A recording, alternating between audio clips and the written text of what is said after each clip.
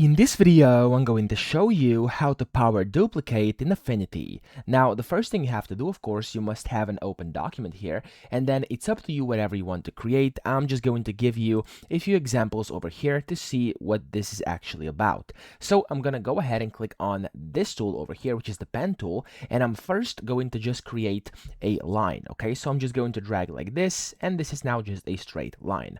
What I'm going to do then is go to the pointer over here as well, and then I'm going to click on it, go to the stroke, and then I'm going to just make it a bit wider so we can see a bit better. Okay, that should be enough. Now, when you do this here, the first thing you want to do before using Power Duplicate, make sure you go to this pointer tool, to the Move tool, and then you click on this cogwheel up top, the Move tool settings, and make sure that Enable Transform Origin is actually enabled, okay? Because when you do this, you're going to be able to see this kind of circle over here, which then what you can do with it, of course, is you can drag it to a desired location. For this tutorial, I'm going to just drag it here in the middle. There we go, in the very middle.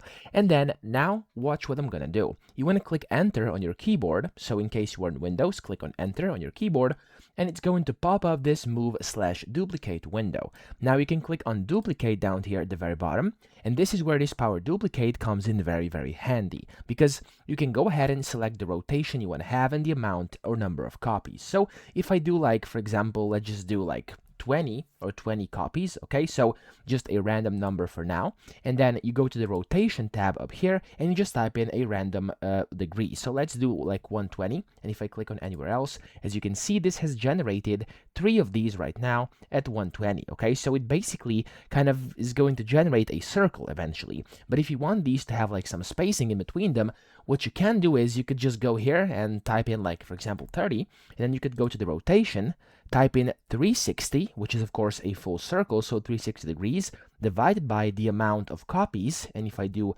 30, click out, as you can see here, this has now basically power duplicated an entire circle. And if I now were to click on OK, this is going to apply itself.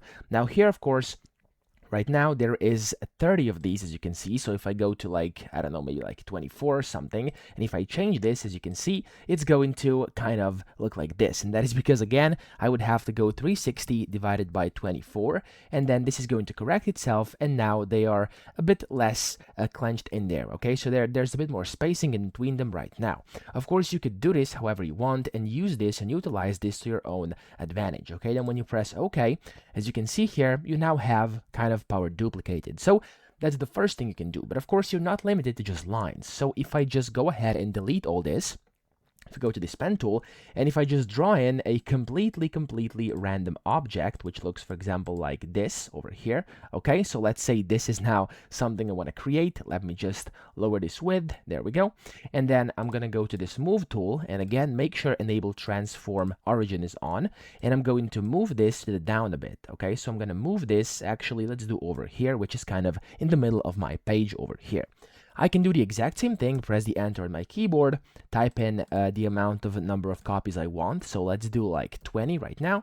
And if I were to go to rotation, yet again, do like 360 divided by 20 here. And if I click out, as you can see, it's going to build a nifty little circle over here. Now, of course, again, I could change this to like 10, and then I could do 360 divided by 10 over here, and it's going to create like this. So you could do whatever you want with this and get really nice results without actually having to manually move this, rotate it, etc. Okay, so that's pretty much how to use and how to power duplicate in Affinity. I hope this video helped you out. If it did, please subscribe to the channel and help me out as well.